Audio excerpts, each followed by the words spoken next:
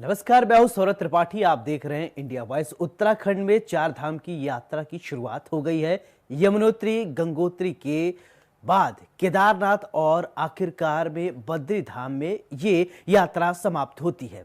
हिमालय की गोद में बसे इस धामों की यात्रा इतनी आसान नहीं है। खासकर केदारनाथ धाम जाने के रास्ते बेहद कठिन और खतरनाक है। 2013 में आई आपदा से यहां सब कुछ तबाह हो गया था, लेकिन इस बार चारधाम यात्रा के लिए सरकार की तरफ से कई सुविधाएं दी जा रही हैं और ये दावे भी किए जा रहे हैं। ऐसे में इंडिया वॉइस की टीम ने उन रास्तों का जायजा लिया जहां से होकर श्रद्धालु केदारनाथ धाम जाएंगे, जिन रास्तों पे 2013 में कुदरत ने कहर बरपाया था। अब वो रास्ते कैसे और कितने कठिन हैं, हमारी टीम ने केदारनाथ जाने के रास्ते का जायजा लिया।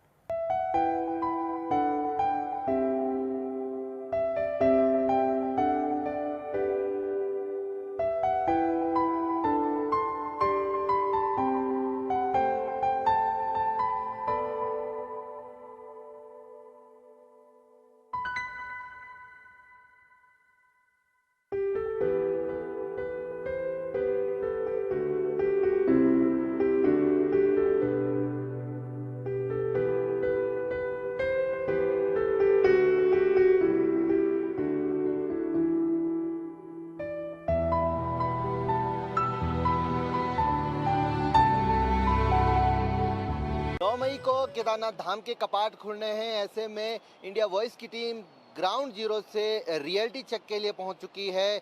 हम यहां देखेंगे कि किस तरीके से जो तैयारियां हैं प्रशासन की तरफ से, सरकार की तरफ से, उनको कितना अभी तक पूरा कर दिया गया है, क्योंकि अब यात्रा की शुरू होने को लेकर उल्टी गिनती शुरू हो गई है।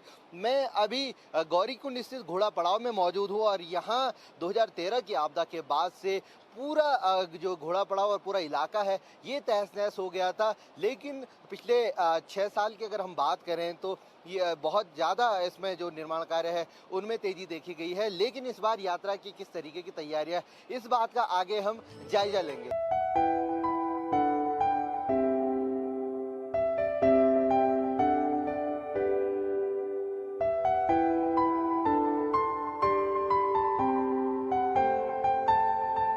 अभी क्योंकि सूर्योदय नहीं हुआ है तो इसलिए विजिबिलिटी थोड़ा कम है, अंधेरा है, सुबह का वक्त है और कुछ देर बाद सूर्योदय हो जाएगा। अभी हम गौरीकुंड के घोड़ा पड़ाव में मौजूद हैं। यहाँ 2013 की आपदा के बाद पूरा जो ये इलाका है ये पूरी तरीके से तहस नहस हो चुका था। उसके बाद 6 साल की अगर मैं बात करूँ तो 6 साल में कई निर्माण कार्य यहाँ हुए हैं और इस बार की जो यात्रा है इसकी शुरुआत हम यहाँ से कर रहे हैं और रियलिटी चेक करेंगे कि क्या प्रशासन की तैयारियाँ हैं, सरकार के जो दावे हैं चारधाम यात्रा को लेकर उनकी हकीकत क्या है। इन तमाम बातों को हम आगे जानेंगे।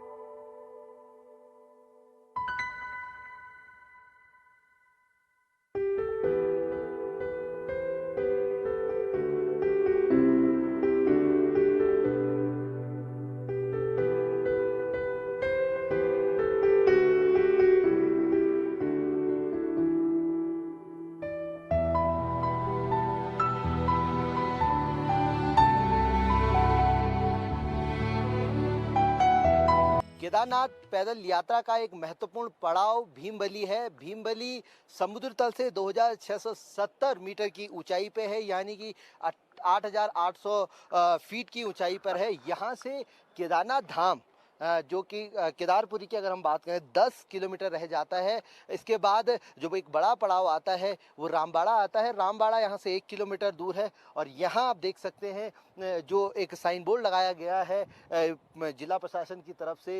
रामबाड़ा की दूरी 1 किलोमीटर, छोटा लिंचोली 5 किलोमीटर है, तो रुद्रा पॉइंट 8 किलोमीटर और केदारनाथ धाम 10 किलोमीटर। तमाम जो दूरियां हैं वो यहाँ दर्शाई गई हैं इस साइन बोर्ड के जरिए, ताकि जो यात्री हों उन्हें किसी तरीके की परेशानी ना हो। इसके आगे देख सकते हैं आपके एसडीआरएफ के जो एक पुलिस चौकी है, एक रेस्क्यू सेंटर है, यहाँ बनाया गया है ताकि अगर जब यात्रा शुरू होती है किसी तरीके की कोई दिक्कत हो तो यहाँ जो है एसडीआरएफ की टीमें रेस्क्यू कर सकें। इसके साथ ही एक जानकारी मैं अपने दर्शकों को और देना चाहूँगा कि ये भीमबली एक ऐसा स्थान है, यहाँ जिला प्रशासन द्वारा वाईफाई की सुविधा भी दी जाती है और यहाँ पर जो सिग्नल है वो फ्री वाईफाई के जरिए जो यात्री हैं वो अपने परिजनों के साथ, अपने घर वालों के साथ संपर्क कर सकते हैं। तो इसकी व्यवस्था भी इस बार भी की जा रही है। पिछले 2013 की आपदा के बाद से लगातार यहाँ पर वाईफाई की सुविधा जिला प्रशासन की तरफ से थी। और तैयारियों की अगर हम बात करें तो तैयारियां लगभग अब आखिरी चरण में हैं, लेकिन उस स्तर की तैयारियों का अभी जो धरातल पर जो देखने को नहीं मिल रही हैं, धरातल पे स्थिति थोड़ा अलग है। जो कि दावे सरकार की तरफ से, प्रशासन की तरफ से और तमाम अधिकारियों की तरफ से किए जा रहे थे, उस तरीके का काम अभी ग्राउंड लेवल पे नहीं दिख रहा है। यात्रा को शुरू होने के लिए बहुत कम समय रह गया है। ऐसे में प्रशासन को चाहिए कि वो अब कागजी कार्रवाई से दूर हटकर धरातल पर काम करें, ताकि चार धाम आने वाले यात्रियों को और खासतौर से केदारनाथ धाम आने वाले यात्रियों को किसी तरीके की कोई दिक्कत ना हो।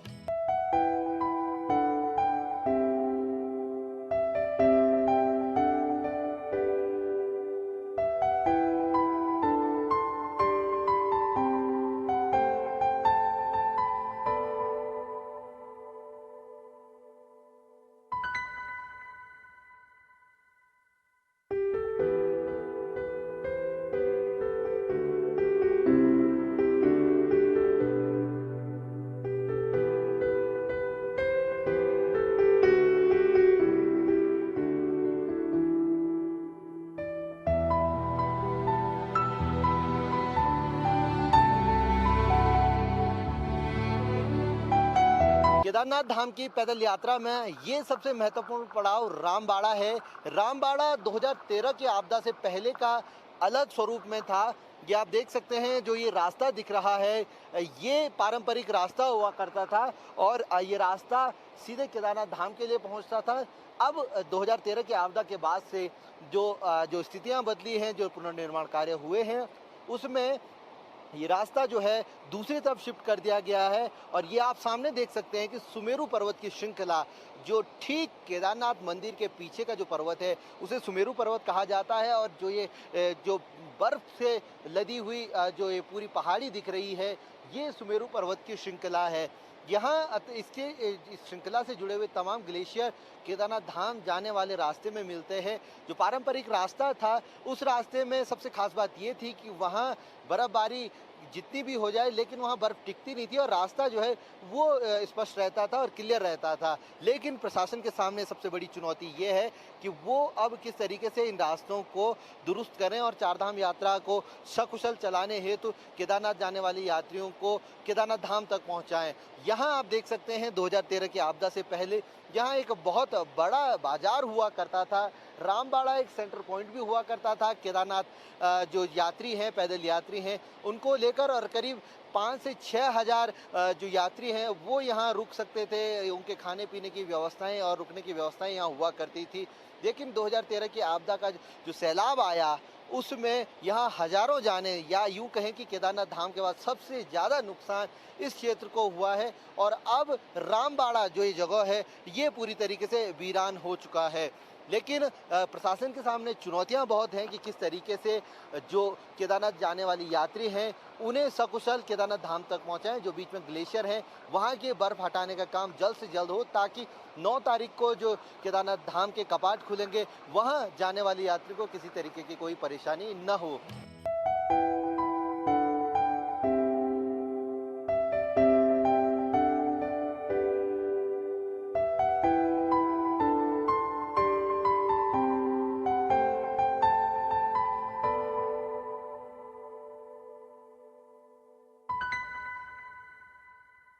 रामबाड़ा से केदारपुरी जाने का सफर थोड़ा मुश्किल होता है।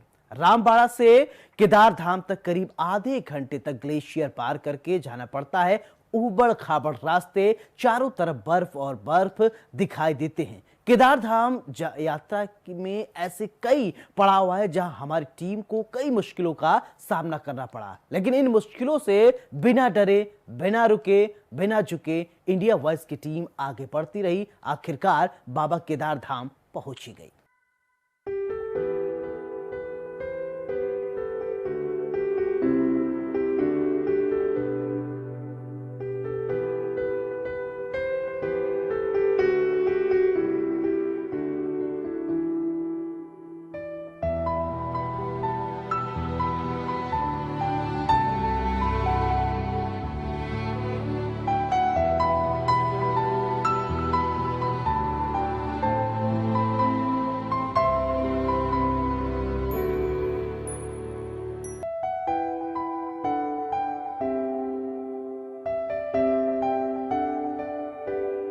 केदारनाथ धाम के करीब करीब जैसे हम पहुंच रहे हैं, वैसे ही प्रकृति के अद्भुत नज़ारे यहाँ देखने को मिल रहे हैं। ये आप देख सकते हैं, एक अद्भुत तरीके का दर्रा जो बर्फ का ग्लेशियर काटकर बनाया गया है।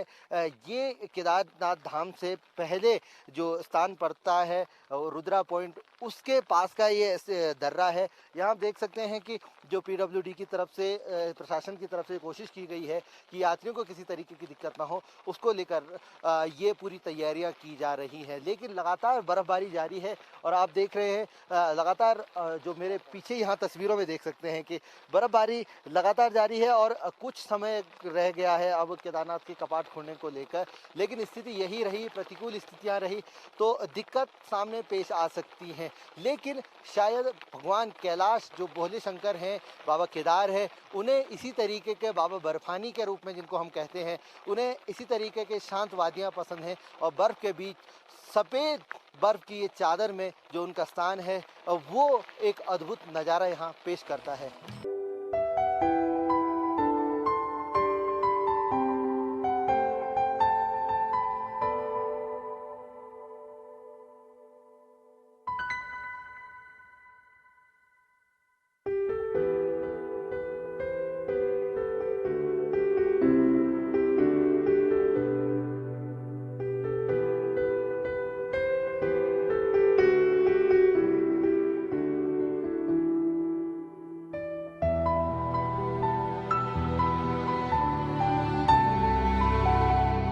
केदारनाथ धाम की तैयारियों की हम बात कर रहे हैं और हमारा जो सफ़र है अब टीएफ चट्टी तक पहुंच चुका है और यहाँ आप देख सकते हैं जो ग्लेशियर को काटने का जो काम है वो जारी है, क्योंकि कम समय रह गया है। ऐसे में जो यात्री जो 9 तारीख को जो कपाट खोलने के साथ साथ आएंगे उनको किसी तरीके की दिक्कत ना हो, उसको लेकर काम किया जा रहा है। जान हथेली पर रखकर बहुत मुश्किल और विकट परिस्थितियों में ये काम किया जा रहा है। आप देख सकते हैं अभी भी बारिश है और यहाँ से केदारनाथ करीब 7 किलोमीटर और बच जाता है, लेकिन दुर्गम रास्ता ये है और बहुत मुश्किल भी है, रिस्की भी है। पीडब्ल्यूडी की तरफ से ये काम किया जा रहा है और यहाँ आप देख सकते हैं जो पीडब्ल्यूडी के तमाम कर्मचारी हैं वो काम कर रहे हैं, जो पीडब्ल्यूडी की लेबर है वो काम कर रही है। आप बताइए सर, हमारे साथ मौजूद हैं पीडब्ल्यूडी की तरफ से जो इस काम को देख रहे हैं यहाँ टीएफ चट्टी पे। आप बताइए आपका क्या नाम है? मेरा नाम है उदय सिंह, श्री उदय सिंह। कितनी दिक्कतें हो रही हैं यहाँ काम कर? हो रहे हैं साहब की बारिश हो रही है लगातार, मौसम डेली खराब हो रहा है। अरे एक बार हमने जो ये ग्लेशियर काट के रास्ता बनाया था, फिर दोबारा ग्लेशियर आ गया। फिर अभी भी संभावना है ग्लेशियर आने की। अच्छा, सही मौसम रहा तो फिर भी ग्लेशियर आ सकता है। अच्छा, बर्फबारी लगातार हो रही है? लगभग डेली हो रही है। ओले गिर रहे हैं, ठंड का भी हो रही है और इसके साथ साथ फिर भी कोशिश जारी है, रात दिन करके मेहनत। कितना समय हो गया आपको इस स्थान पे लगातार काम कर? लगातार हो गया, हम 26 मार्च से ही आज शुरू कर रहे हैं काम। अच्छा, 26 मार्च से। तो ये आप देख सकते हैं कि जो पीडब्ल्यूडी के कर्मचारी हैं वो यहाँ डटे हुए हैं और तैयारियों की अगर मैं बात करूँ तो तैयारियाँ जोर शोर पे चल रही हैं। ये आप तस्वीर देख रहे हैं कि जो कर्मचारी हैं वो बर्फ़ काटने का काम कर रहे हैं, साथ ही साथ जो रास्ता निर्माण का काम है वो भी चल रहा है। श्रद्धालुओं को किसी तरीके से कोई दिक्कत ना हो, इसको लेकर तैयारियाँ तो पूरी है, लेकिन प्रकृति एक बार फिर से क्या किस तरीके से बारिश अब बर्फबारी करती है ये किसी के हाथ में नहीं है।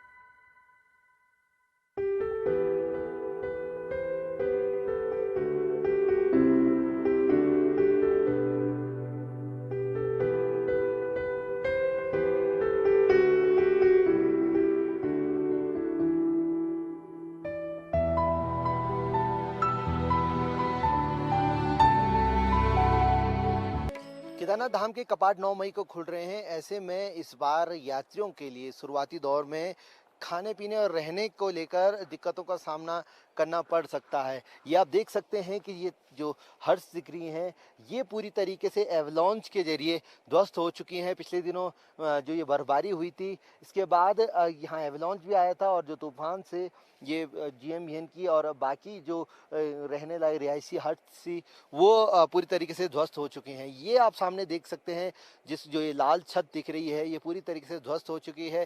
करीब 2 से 3 करोड़ का नुकसान गढ़वाल मंडल विकास निगम के जो ये यहाँ पे हट बने हुए थे, जो रेस्टोरेंट और जो रहने के लिए जो इनका डोम टेंट लगे हुए थे या जो पूरी हट बनी हुई थी, वो पूरी तरीके से अब ध्वस्त हो चुकी हैं, जमीजोद हो चुकी हैं। इनको रिपेयरिंग करने में और इनको सही दुरुस्त करने में बहुत लंबा समय अभी लग सकता है।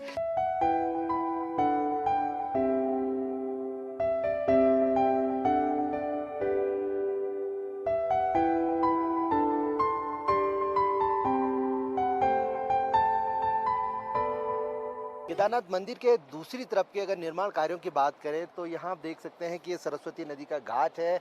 यहाँ भी करीब 6 से 8 फीट बर्फ यहाँ देखी जा सकती है और जो निर्माण कार्य होना था उसमें बड़ी दिक्कतों का सामना करना पड़ रहा है। इसके साथ ही यहाँ पुरोहित आवास और ये मंदिर का जो छत्र है, जो मंदिर का जो शीर्ष जो जहाँ कलश है वो यहाँ से दिख रहा है, लेकिन जो बीच का जो निर्माण कार्य होना है वहाँ दिक्कतों का सामना करना पड़ रहा है। यात्रा समय होने में शुरू होने में बहुत कम समय रह गया है। ऐसे में गढ़वाल मंडल विकास निगम के जो फिलहाल जो उसमें निर्माण कार्य चल रहा है वो 9 तारीख तक पूरा हो ऐसा संभव नहीं लग रहा है। इधर आप देख सकते हैं बिजली की लाइन है, जो बिजली की लाइन भी पूरी तरीके से भारी बर्फबारी के कारण क्षतिग्रस्त हो चुकी है। इसको भी रिपेयरिंग का काम चल रहा है। साथ ही जो कनेक्टिविटी की दिक्कत है, अगर आप शुरुआती दौर में अगर केदारनाथ धाम आ रहे हैं तो कनेक्टिविटी की दिक्कत भी आपको यहाँ देखने को मिल सकती है, दिक्कतें हो सकती हैं। ऐसे में अगर आप केदारनाथ धाम कपाट खोलने के शुरुआती दौर में आ रहे हैं तो इन बातों का खास ख्याल आपको रखना पड़ेगा और जो दिक्कतें हैं वो दिक्कतें आपको न हो, इसको लेकर पहले ही आपको होमवर्क करके आना पड़ेगा। अपने सहयोगी हर्ष टुंडियाल के साथ में प्रियांक वशिष्ठ, इंडिया वॉइस, केदारनाथ धाम। इस खास कार्यक्रम में मेरे साथ फिलहाल इतना ही। नमस्कार।